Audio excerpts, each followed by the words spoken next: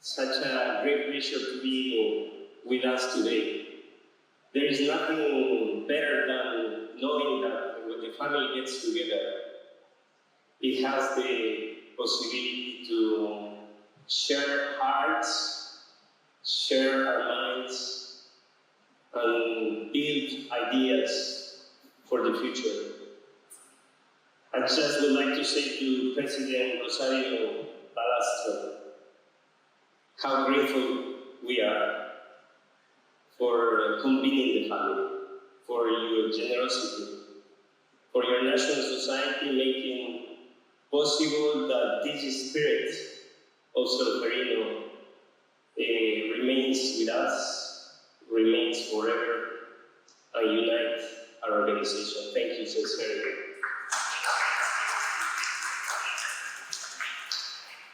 When I arrived just a few minutes before I started the event, I got this that we all have. And it has a beautiful message that is written where humanity was born. Such an honor, such a privilege to be part of this humanity that makes our movement so strong.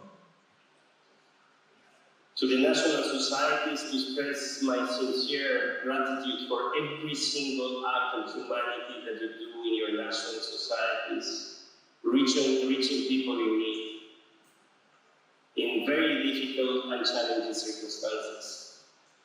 To our colleagues from the IFRC, to express that their work in a very difficult context of conflict makes us very, very proud of what they do together with national societies. Each year, Solferino brings us back to the values that give birth to our movement. More than 160 years ago, in response to the suffering witness of these very fields that we are right now, ordinary people choose to act. From that act of humanity emerged a movement built on principles that contribute to guide us today. Humanity, neutrality, impartiality, independence, voluntary services, unity, and universality.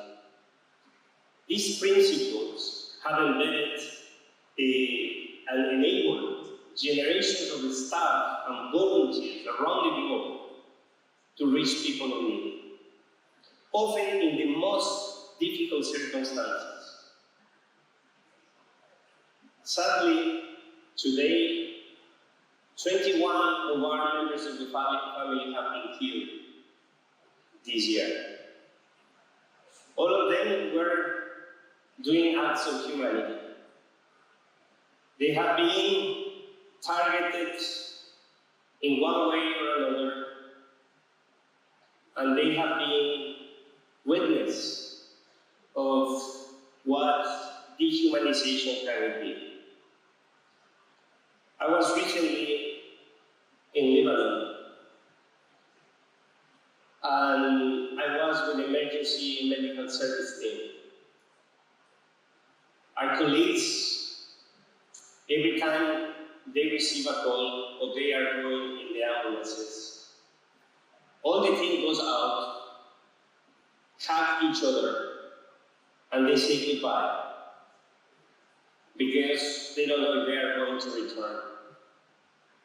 This is no longer something that you will see in any protocol, in any humanitarian book. Is the spirit of humanity in action that our colleagues are confronting.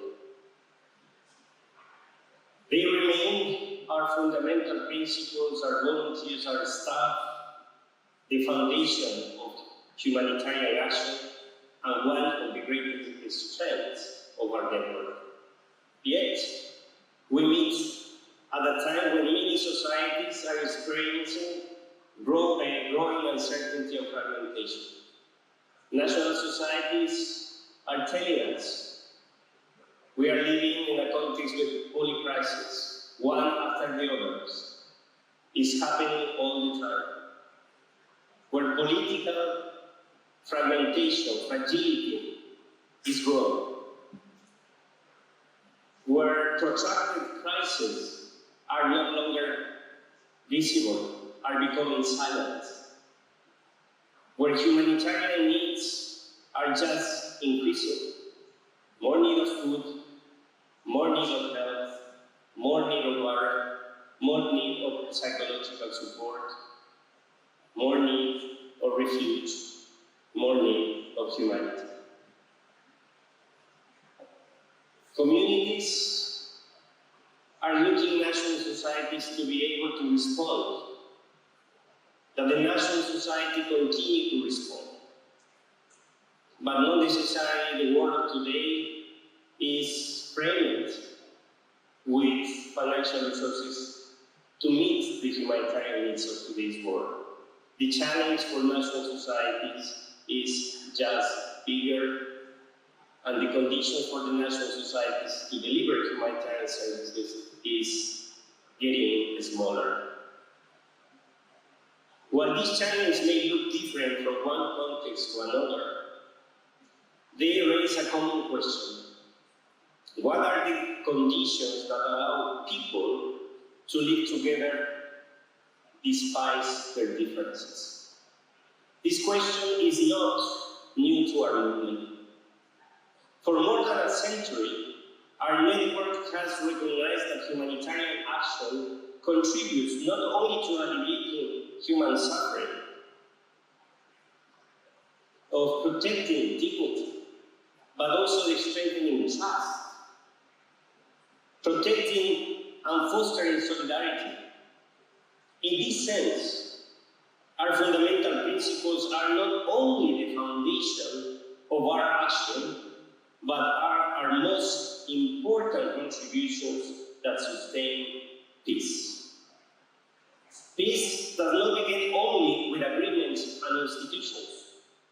It is also built through relationships, through everyday acts of humanity, and through choices people make in communities around the globe. Over the coming days, Solferino will invite us to revisit this question. Through conversations, activities, and moments of reflection, we will explore, as President Rosario mentioned, how trust, solidarity, and human connection can be strengthened within our communities, organizations, and societies. As part of this journey, we are pleased to launch, as mentioned by President Rosario, Light in the Darkness. This is the third time in our history that we are going to do that. 1964, 1988, 2026. Light in the Darkness is a global initiative that seeks to connect people across generations, communities, and countries around a shared communion of humanity, hope, and peace. At its heart, it is a simple idea.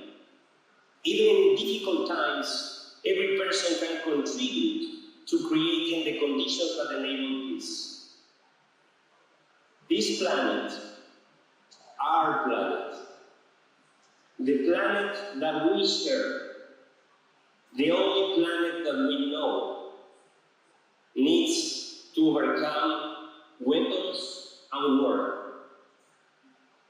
needs to overcome violence and division.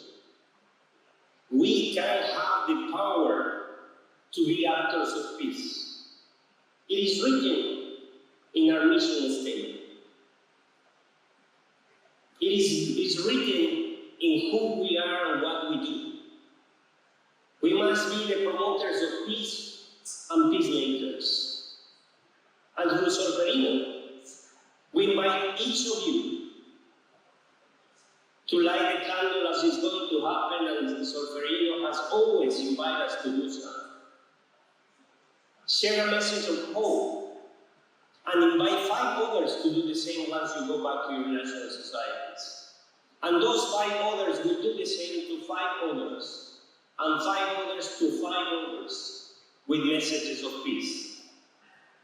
Through this symbolic act, individual expressions of hope become part of something larger, a growing movement of people choosing connections over division.